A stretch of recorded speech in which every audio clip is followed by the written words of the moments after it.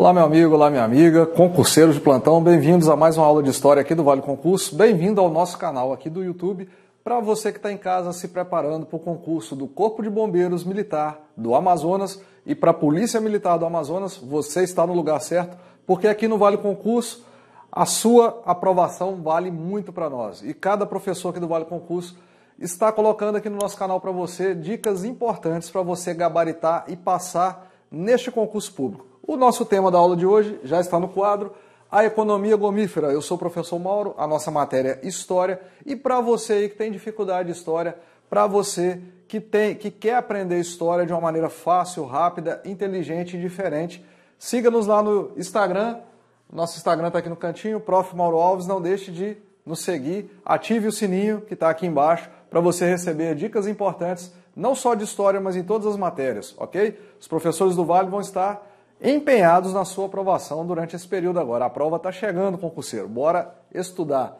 Bom, sobre esse tema economia gomífera, nós estivemos dando uma olhada lá no edital de vocês e nós percebemos que, geralmente, na matéria de História, são cobradas pelas bancas examinadoras entre 5 e 7 questões. Porém, ontem eu estava dando uma olhadinha e observei que, para este concurso do Amazonas, vão cair para vocês 10 questões de História. Isso aumenta um pouco a responsabilidade, né? 10 questões aí, a gente precisa estar um pouquinho mais ligado.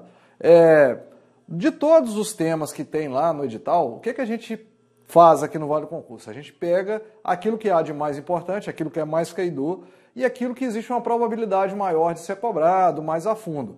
Essa dica de hoje, de 30 minutos, é de uma parte importantíssima. Por quê? Quando a gente vai estudar História, a gente tem que analisar de onde eu estou estudando. Exemplo, vou estudar a história da humanidade, é muita coisa. Agora, vou estudar somente a história da Europa, aí eu tenho que estudar sobre feudalismo, cruzadas, Idade Média, Renascimento, reforma e contra-reforma, as grandes navegações, mercantilismo. Vou estudar sobre a história do Brasil, por exemplo. O que há de importante? Quando foi descoberto, como que era baseada a economia, essa economia cíclica que o Brasil tem, né? Ciclo do pau-brasil, ciclo da cana-de-açúcar, ciclo da mineração. Como que é formada a população brasileira, a etnia, né? Essa mistura entre europeu, indígena e africanos. E aí, baseado no local que você vai estudar, você já sabe quais os aspectos você precisa estudar. No caso do Amazonas, a história que está sendo cobrada ela é bem específica da região. Então lá, para este concurso, não está pedindo assim, história do Brasil e história geral, está pedindo história do estado do Amazonas. Isso já facilita para você que mora no Amazonas, você que já estudou a vida toda lá no ensino fundamental, já fez trabalhos, pesquisas, né, a respeito do estado, para você já vai ficar mais tranquilo. Mas você que está aí, tem dificuldade em história, está um tempo parado, está achando que não vai conseguir, tira isso da cabeça. Vamos começar do zero aqui. E aí, pegando o estado do Amazonas, se formos analisar, o que há de mais importante para concurso público? O que a gente precisa saber? Vamos colocar no cantinho aqui, fazer uma breve introdução? É importante então. Vou fazer concurso público, está cobrando história do Amazonas. O que eu preciso saber? Sobre os habitantes, quem morava nessa região do Amazonas antes da chegada dos portugueses, dos europeus. Isso é importante? É importante. Depois, quem chega nessa região, né? Aí a gente tem que colocar aqui quem foi que, de certa forma, a gente pode usar a expressão colonizou, né? Porque é uma expressão errônea, porque os povos que lá já habitavam antes do descobrimento do Brasil, os povos indígenas, eles já tinham a cultura deles, a religião, e aí chega esse europeu com essa supremacia cultural e quer usar a expressão colonizar. Mas aí, como os livros de história retratam para nós que foi uma colonização, então quem foram os colonizadores? Quem foram? Isso é importante a gente saber? Quando esses colonizadores chegam lá, o que eles vão encontrar de matéria-prima? O que eles vão encontrar naquela região ali que pode ser retirado? Quais são as riquezas que eles vão encontrar? Também é uma parte importante. As riquezas.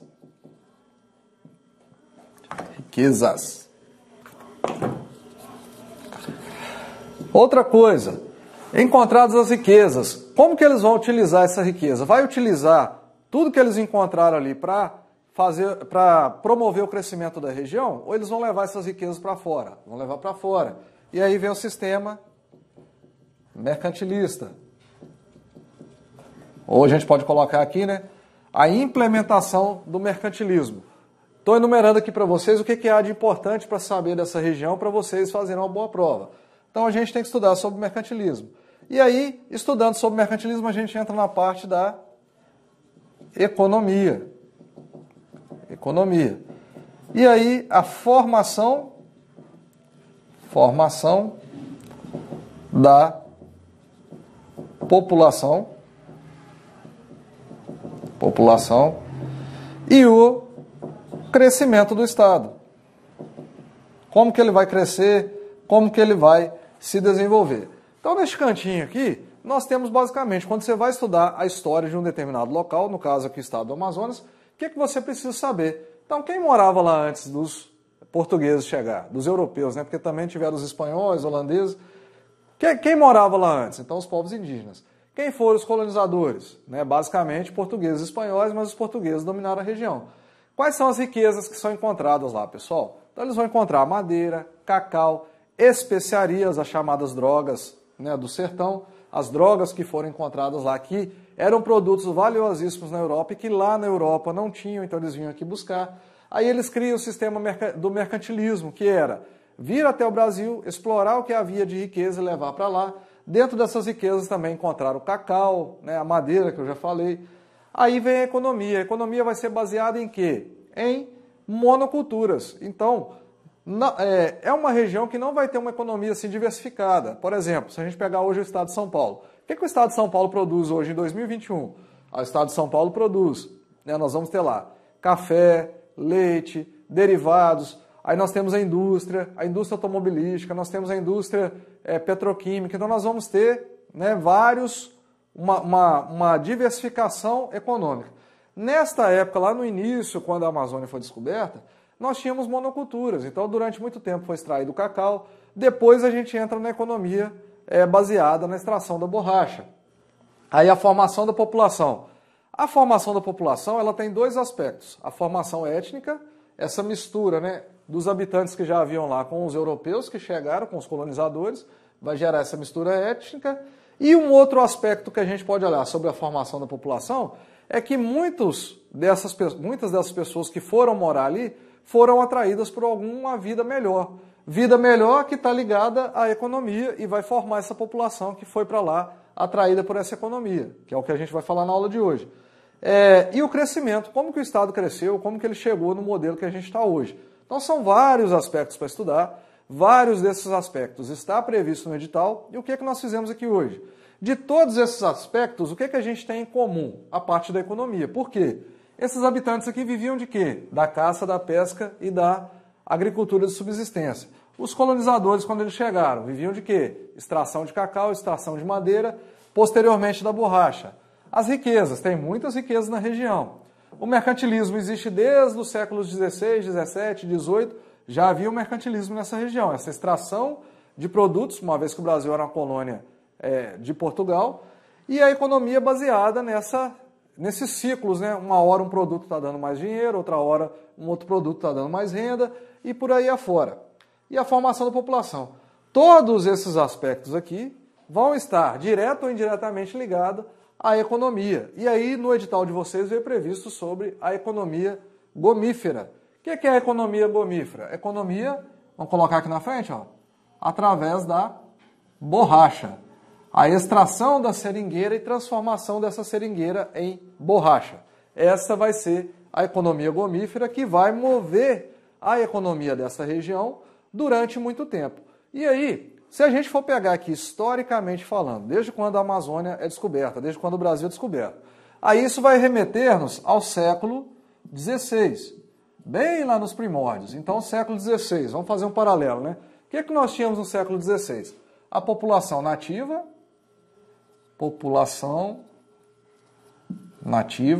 eu gosto de escrever aqui no quadro para vocês irem acompanhando, para vocês poderem ver se está conseguindo acompanhar o raciocínio. Então, lá no início, nós tínhamos a população nativa. Depois, num segundo momento, nós tivemos a introdução dos colonizadores.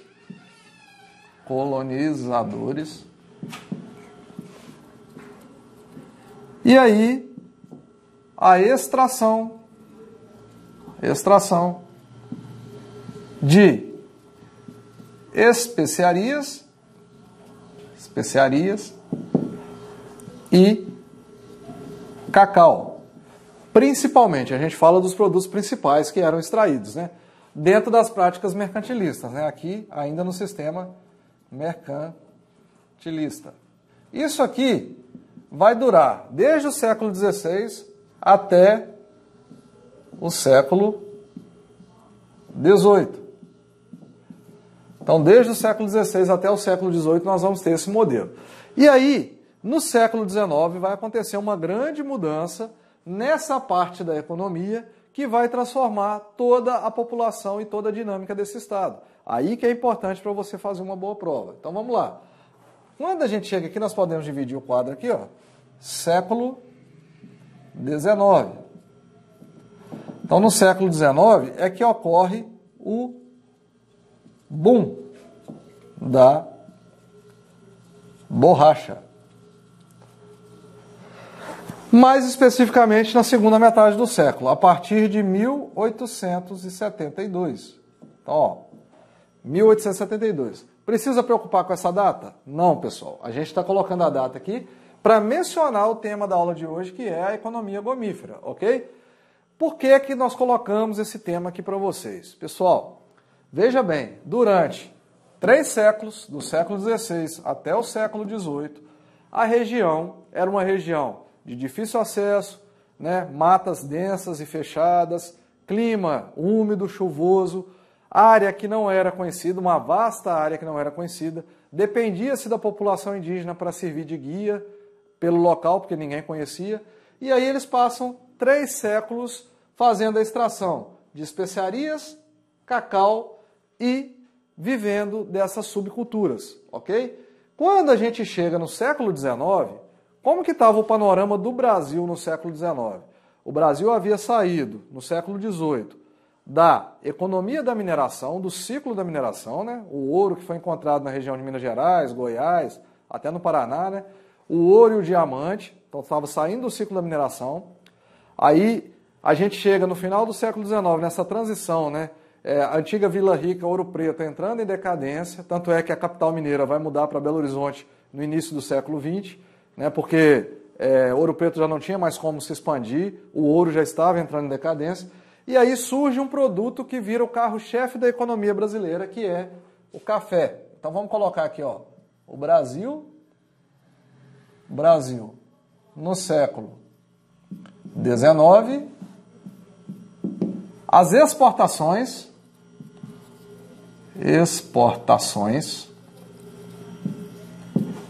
giravam em torno do café. Cerca de 41% do total.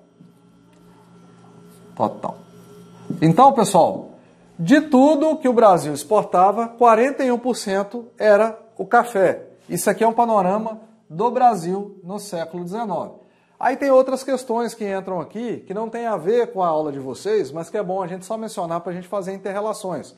Então, o Brasil exportava café, o café era o carro forte, o carro-chefe da economia. Por isso, Minas Gerais e São Paulo se tornaram as 2 grandes potências brasileiras e dominaram a política a nível nacional. A nível estadual, lá no Amazonas, o que estava acontecendo? Ó, século XIX, 1872, até o ano de 1910, alguns historiadores vão dizer até 1912, vamos colocar aqui 1912 também, porque alguns livros vocês vão encontrar, essa linha aqui ficou meio apagada.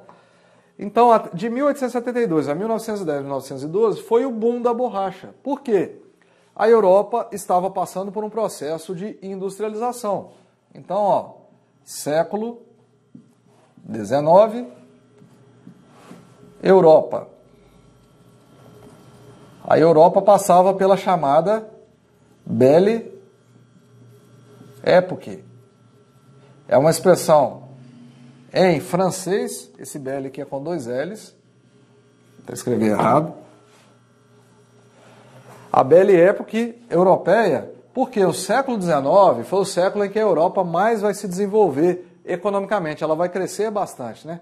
No século XIX nós não temos relato assim, de grandes guerras, a Primeira Guerra Mundial vai acontecer já no século XX, então a Europa estava prosperando.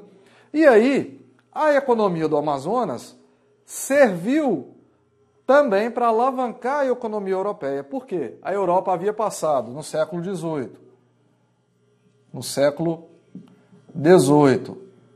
pela Revolução Industrial, e aí surge a indústria automobilística. Essa indústria automobilística foi a principal mola propulsora para a economia gomífera no Amazonas, por isso que a gente citou a Europa aqui. Então veja como que o Brasil estava num momento distinto, né? O Brasil preocupado com a exportação de café. O Brasil era o maior exportador de café mundial, o maior produtor e exportador, cerca de 41%. A Europa vivia um outro momento. A Europa já estava se industrializando, enquanto o Brasil ainda era agrário, né? A Europa estava se industrializando, mas a Europa não tinha condições de produzir a seringueira, para extrair da seringueira a matéria-prima para a fabricação da borracha, que era muito utilizada na indústria automobilística.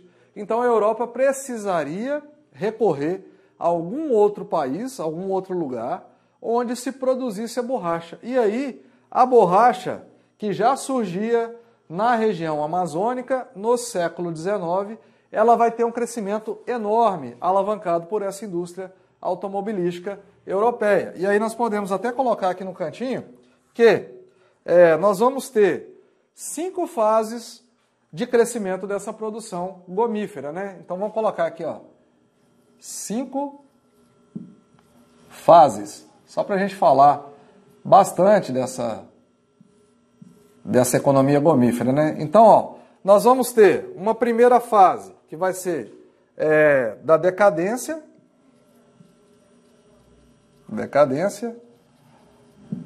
que vai ser de 1800 a 1840. Nós vamos ter uma segunda fase, que vai ser da expansão, de 1840 a 1910.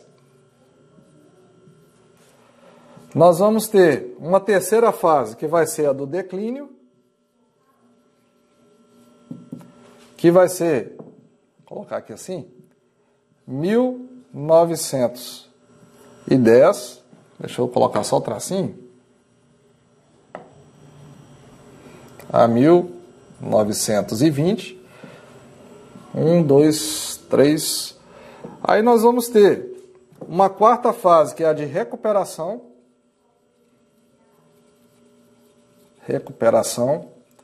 que vai ser de 1920 a 1940, e vamos ter uma fase de crescimento moderado,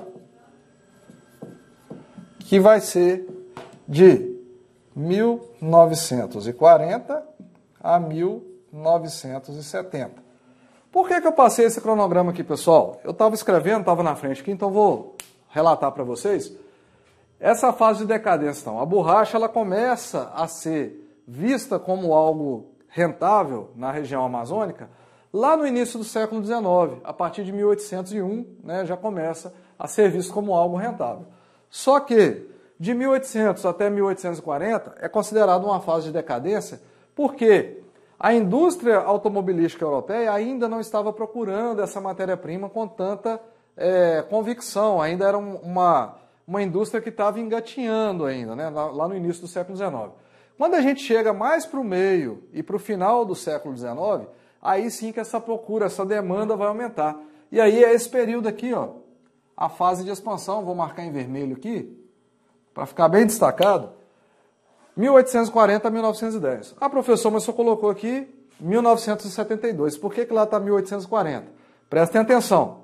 1872 vai ser o boom, aquele momento em que as exportações já estavam crescidas, já estavam numa ascendente. Aquele momento em que a Amazônia vai experimentar também essa belle época aqui que a Europa havia experimentado. Então, essa belle época vai chegar também à região amazônica, né, na Amazônia. Também vai experimentar essa belle época, no final do século XIX, a partir de 1872. Mas o que acontece? A gente consegue plantar a seringueira e já sair colhendo e exportando? Não, isso demora um tempo. Então, em 1840, começa-se os investimentos, começa-se a voltar o olhar da economia para essa questão rentável da borracha, e a partir de 1872 começa as colheitas com as exportações, que vai durar até 1910, quando vem o declínio. Tem uma fase de recuperação entre 1920 e 1940, e depois nós temos um crescimento moderado a partir dos anos 40. Depois da década de 70, é matéria de outra aula, ela vai ter uma retomada do crescimento com investimentos do governo central brasileiro. A década de 70, a gente vai estar, né, a partir daqui, 1970, nós vamos estar em pleno regime militar, e o regime militar, o governo militar, ele vai fazer uma proposta de governo de integralização das regiões brasileiras, de diminuir as diferenças entre o eixo sul, sudeste, norte e nordeste. Porque havia uma disparidade muito grande, economicamente falando, que o sudeste e o sul já era muito desenvolvido, o norte e o nordeste ainda deixava a desejar. E a partir dos anos de 1970, vai começar a se diminuir essa diferença entre essas regiões.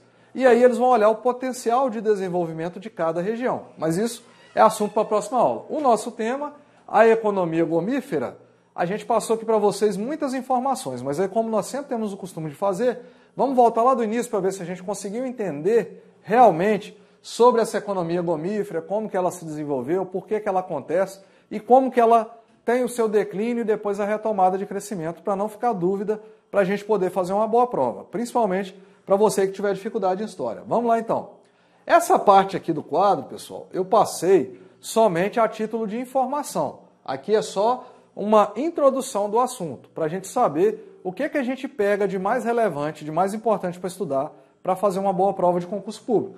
Então, quando a gente vai analisar a história de uma determinada região, como a região amazônica, nós vamos estudar sobre os habitantes, sobre quem colonizou, sobre as riquezas que foram encontradas, as práticas mercantilistas, a economia, a formação da população e o crescimento. Bom, isso é básico, em qualquer lugar que a gente vai estudar. Até se tem o exemplo aqui da história da Europa e história do Brasil. Lembra aí, né? Bom, aí a gente passou para o século XVI, que é quando começa a história dessa região, quando a gente começa a estudar. Então eu falei para vocês que havia uma população nativa, os povos indígenas que já conheciam a região, tinha lá várias tribos, né, que conheciam bem a região. Aí vem a introdução dos colonizadores, eles chegam naquela região. Aí tem esse choque de cultura entre os nativos e os colonizadores. Os colonizadores então chegam, eles fazem uma supremacia sobre essa população nativa, vão escravizá-los para que eles pudessem extrair para eles as especiarias, mesmo porque os nativos é que conheciam melhor a região, era uma região de mata fechada, então os nativos vão servir de guias turísticos e de mão de obra também para a extração das especiarias e do cacau. Essas especiarias vocês vão encontrar em alguns livros com o termo drogas do sertão, ok? Aí a gente está falando dessas drogas do sertão, nós estamos falando aí de pimenta, de noz, estamos falando aí de salsa, óleos de animais, óleos vegetais. Então nós estamos falando aí de drogas do sertão, se refere a isso. Não é drogas assim, maconha, cocaína, esse tipo de droga não. Então, essa expressão drogas do sertão são produtos que serviam para a fabricação de alimentos e de remédios. Então eram drogas do sertão. O cacau também vai ser o carro-chefe durante essa prática mercantilista lá nos séculos XVI, XVII e XVIII. Não confundam. Então o cacau, séculos XVI, XVII e XVIII, juntamente com as especiarias, também chamadas drogas do sertão, durante esses 3 séculos. Não podemos confundir, ó, até coloquei até o século XVIII. Quando a gente chega no século XIX, século XIX, né? Coloquei ali o período da decadência, as fases da borracha, né? 5 fases aqui, ó, da borracha. Então, já se sabia que naquela região, lá no início do século XIX, já se sabia que era uma região que tinha grande quantidade de seringueiras, que dava para extrair dessa seringueira a matéria-prima para a fabricação da borracha, né, o látex, né, para a fabricação da borracha. Sendo que lá no início do século XIX é considerado uma fase de decadência porque era a fase da descoberta, né? Ainda estavam sabendo, catalogando qual a quantidade de seringueiras que havia, como que eles iam extrair. Isso demora cerca de 40 anos, é a fase da decadência. Quando chega por volta de 1840, já entra na fase da expansão, a fase do crescimento. E aí vem o boom da borracha a partir dos anos 70, com as exportações. Eu falei que o café era o carro-chefe da economia brasileira, com 41% das exportações, e a borracha chega a atingir 40% das exportações. Então veja bem, o carro-chefe da nossa economia, vou grifar de vermelho, carro-chefe da nossa economia, que era o café, no século XIX, chega a representar 41% do total das exportações, enquanto a borracha chega a representar 40%. Ela disputa quase que em pé de igualdade ali com o café. Então veja como essa região vai experimentar uma belle époque, que é a expressão utilizada, durante este período. A Amazônia, então, vai chegar à sua belle época graças a esses 40% da exportação da borracha na região.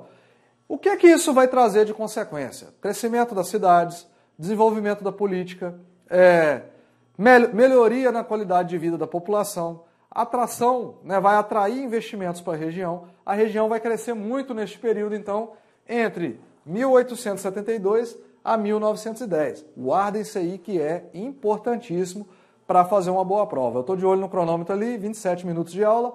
Nós temos 30 minutos, a nossa dica é de 30 minutos. Então, resumão para a gente ver se entendeu bem essa aula.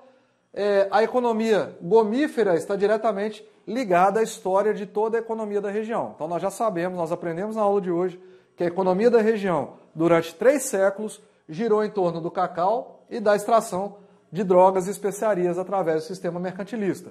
A matriz, a metrópole, que era Portugal, retirava produtos da colônia, que era o Brasil, e levava para o mercado europeu. Os produtos eram esses, principalmente cacau e especiarias, drogas do sertão. No século XIX, a gente tem uma mudança nesse panorama com a introdução da borracha, principalmente no final do século XIX, quando vem a fase de expansão, mais para o final do século XIX. E essa borracha vai chegar a 40% das exportações e vai transformar todo o panorama, todo o cenário político, econômico e social da região. Social porque vão haver muitas migrações para a região, então vão sair brasileiros de outras regiões, como por exemplo o Ceará, que estava enfrentando um período de seca, do Nordeste, porque a economia da cana-de-açúcar estava em decadência, pessoas que vão sair também de Minas Gerais por causa da decadência do ciclo da mineração, vão migrar para essa região para trabalhar na extração da borracha, visando melhores condições de vida. Então isso vai impactar na parte socioeconômica da população. Então a sociedade vai se transformar no final do século XIX e início do século XX, e aí quando a gente chega nessa fase de declínio, a partir de 1910, essa população que migrou para aquela região vai enfrentar problemas econômicos e vai depender da ajuda do governo, que só vai chegar após 1970 com o plano de recuperação e integralização do governo federal, ok? Então nós encerramos por aqui. Bora gabaritar, qualquer dúvida, nosso Instagram está ali no cantinho. Bom estudo para vocês e boa sorte na prova. Até a nossa próxima aula.